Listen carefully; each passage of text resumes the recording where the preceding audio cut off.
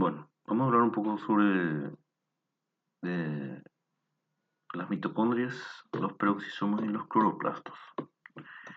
Eh, como sabemos, estos son organoides que no constituyen parte del sistema de endomembranas por tener una eh, diferencia e independencia en cuanto a la función, teniendo en cuenta los otros organoides del sistema de endomembranas.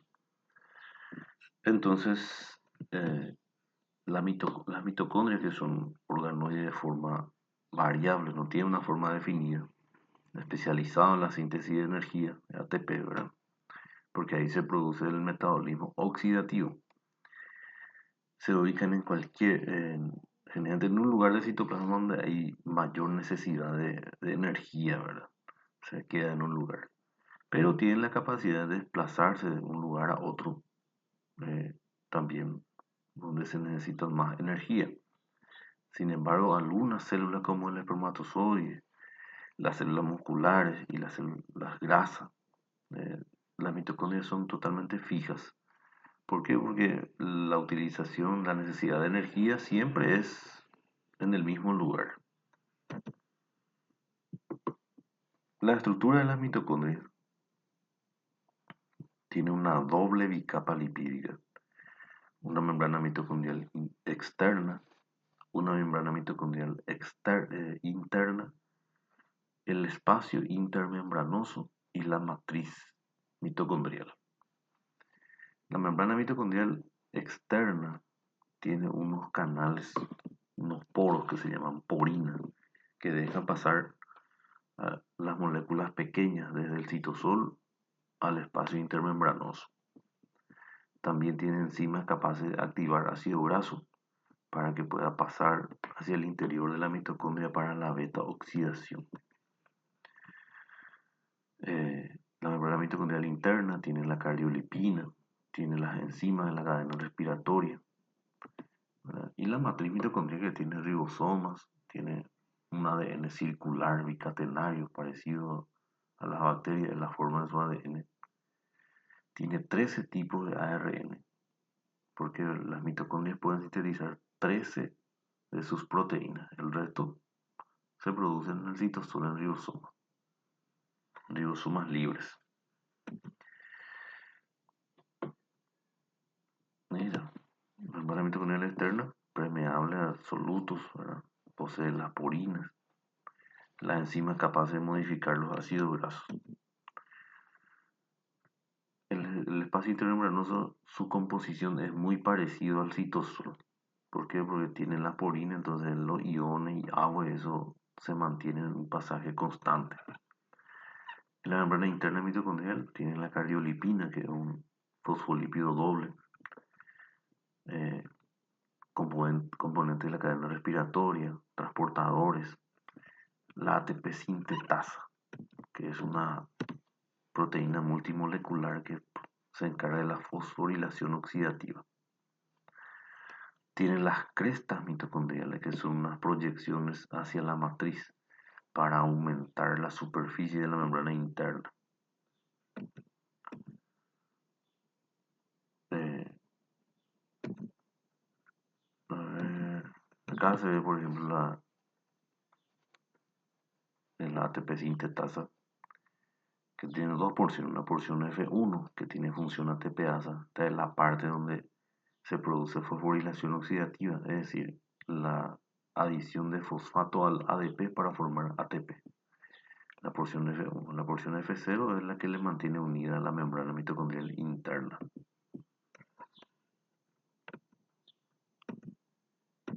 La matriz mitocondrial, que tiene gran cantidad de enzimas, el complejo enzimático piruvato deshidrogenasa, que se encarga de la descarboxilación oxidativa, las enzimas del ciclo de Krebs, oxígeno, gran cantidad de oxígeno porque es necesario para el metabolismo energético, ADP como materia prima para formar ATP y fosfato, la coenzima A, el NAD, todos son coenzimas. Enzima de la beta oxidación, recuerdan que la degradación de los ácidos grasos para la síntesis de energía se llama beta oxidación. El almacenamiento de calcio, ADN circular, 13 tipos de ARN mensajero, 2 tipos de ARN ribosómico y 22 tipos de ARN de transferencia. Aquí podemos ver un poco más de cerca la membrana mitocondrial externa, el espacio intermembranoso, la membrana mitocondrial interna. Y esta es la ATP sintetasa. Acá están los complejos de transporte de la cadena de electrones para el metabolismo energético. Y aquí está la porción F1, como es ADP más fosfato ATP. Esto se llama fosforilación oxidativa. Dentro de las mitocondrias, en cuanto a las funciones, vieron cómo la glucólisis se produce en el citosol. De este metabolismo energético nosotros vamos a hablar en la videoconferencia. Funciones de la mitocondria, función oxidativa, la descarboxilación oxidativa, el proceso de formación de acetilcoenzima a partir de piruvato, el ciclo de Krebs, que es un ciclo metabólico, el siguiente después de la descarboxilación oxidativa. La fosforilación oxidativa, el proceso de formación de ATP a partir de ADP. Energía térmica. En la grasa parda, las mitocondrias tienen la función de producir energía térmica. No produce ATP. En la grasa parda está bien desarrollado en el recién nacido, en algunos ancianos y los animales que viven en los polos. Remoción de calcio del citosol. Cuando hay un exceso de calcio donde no llega a ser suficiente el retículo plasmático liso, entonces la mitocondria. Síntesis de aminoácidos dentro de los hepatocitos. Síntesis de hormonas esteroides. Esta síntesis de hormonas esteroides es en conjunto con el retículo plasmático liso.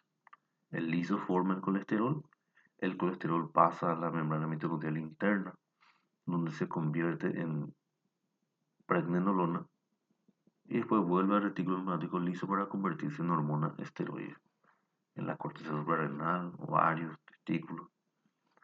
Y también participa en la apoptosis.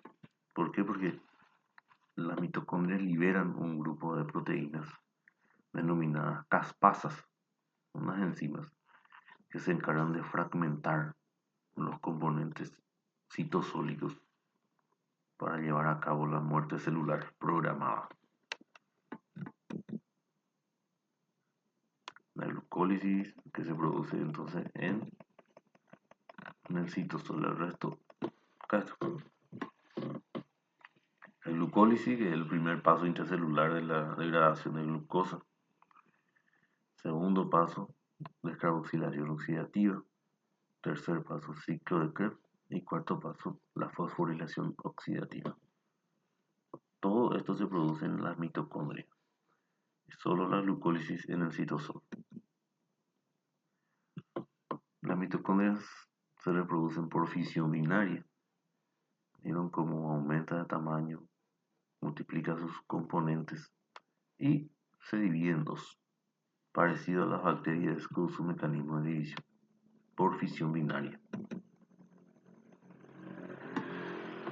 Los peroxisomas, que son organoides de forma ovoide, limitado por una sola membrana, tiene una vida media de 5 a 6 días y tiene gran cantidad de enzimas oxidativas, a diferencia de los lisosomas que tienen enzimas hidrolíticas. ¿Sí? Otra cosa, a diferencia de las mitocondrias, los peroxisomas no generan ATP, ¿verdad? Pero sí generan calor y compuestos como el acetilo como intermediarios para pasar a la mitocondria y después para sintetizar ATP a partir de ella. Eh, Obviamente cumplen diferentes funciones en los animales, ¿verdad? La catálisis por oxidación del exceso de ácido graso de cadena larga, ¿verdad? Beta oxidación, pero no forma ATP, solo degrada formando acetilcoenzima A. Y esa acetilcoenzima A va a entrar en la mitocondria para formar ATP. Degradación del peróxido de hidrógeno, agua oxigenada, por eso también se llama peroxisoma. ¿verdad? Por una enzima denominada catalasa. Participa en la síntesis de colesterol, ¿verdad? ¿Por qué? Porque tiene una enzima, todo en el hígado, ¿verdad? Una enzima denominada hidroximetilglutaril coenzima A reductasa. Participa en la síntesis de ácidos biliares, en la síntesis de lípidos usado en la formación de la mielina. Cataliza el exceso de purina, ¿verdad? Formando ácido úrico. ¿No? Tiene una enzima que se llama urato oxidasa. Entonces, todas estas enzimas solubles son sintetizadas en ribosomas libres y luego son incorporadas en, en los peroxisomas. Los ribosomas, por ejemplo, sus enzimas son sintetizados en ribosomas adheridos al retículo endoplasmático. Acá algunas enfermedades que eh, se, por alteración de los peroxisomas, síndrome de Zellweger, Repsum, ¿verdad? El Zellweger, que es el bebé, se caracteriza por nacer con peroxisomas vacíos, no tienen las enzimas, entonces empiezan a aumentar gran cantidad de sustratos tóxicos y el bebé muere antes de los 1 año. El Repsum afecta mucho la parte del oído interno, produciendo una hipoacusia, o sea, disminución de la audición. Hay una degeneración otoneurológica, ataxia, displasia del nervio óptico. Y los cloroplastos, que son eh, muy parecidos a las mitocondrias, pero se encuentran en los vegetales, eh, tienen su propia mitocondria, su propio ribosoma, su ADN, sus ARN, entonces puede sintetizar sus propias proteínas. Eh, el cloroplasto tiene unos pigmentos denominados clorofila, que es lo que le da el color verde a la hoja de las plantas. Y en los cloroplastos se produce también la fotosíntesis, el proceso de la fotosíntesis. Bueno, muchas gracias.